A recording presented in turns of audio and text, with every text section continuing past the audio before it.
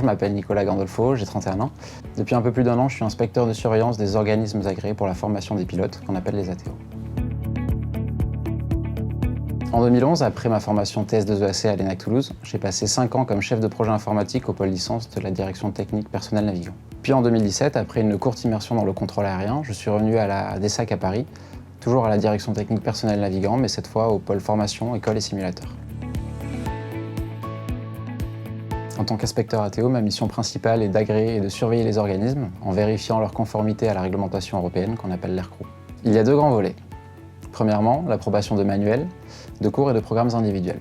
Par exemple, lorsqu'un ATO souhaite ajouter un nouveau cours à son catalogue, je vais analyser les prérequis à l'entrée en stage, le volume horaire, le respect des recommandations du constructeur, l'adéquation des moyens utilisés et des crédits de formation, etc.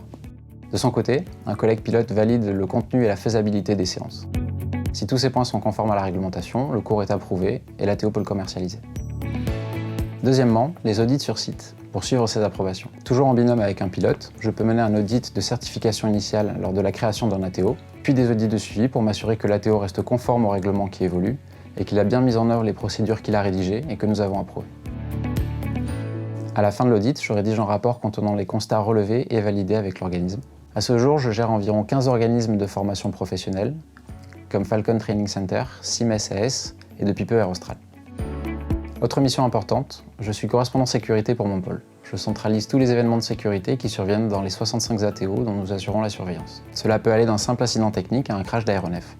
Tous ces événements sont passés en revue 2 fois par an et nous essayons, en coordination avec la mission MES, de définir des axes d'amélioration de la sécurité. Enfin, je viens d'intégrer le tour de service des enquêteurs de première information, les EPI, pour la région Île-de-France. En tant qu'EPI, mon rôle sera de récolter les premiers éléments lors d'un accident ou d'un incident aérien et d'en rendre compte au BEA. Le scope des règlements applicables et de la formation aéronautique est très large et couvre plusieurs domaines. Un inspecteur de surveillance ATO doit donc faire preuve de curiosité. Il faut être réactif et disponible pour faire face à des demandes urgentes, parfois dans des délais assez courts. Pour autant, la sécurité reste la priorité. Il est donc indispensable d'être rigoureux tout en gardant une certaine ouverture d'esprit. Enfin, à mon sens, il faut bien sûr être passionné par l'aéronautique, les avions et les hélicos. Je pense que c'est la base pour exercer ce métier et en comprendre les nombreux rouages. Actuellement, je prépare ma seconde qualification qui me permettra d'évoluer vers plus d'expertise ou de management.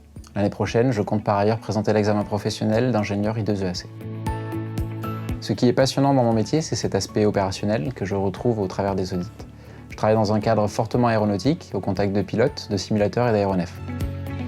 Cela me permet de faire évoluer mes connaissances personnelles en tant que pilote privé, passion que j'exerce depuis 2012 sur avions de tourisme. J'aime partager mes expériences et ma passion pour l'aéronautique avec mes collègues et me déplacer dans tout l'Hexagone.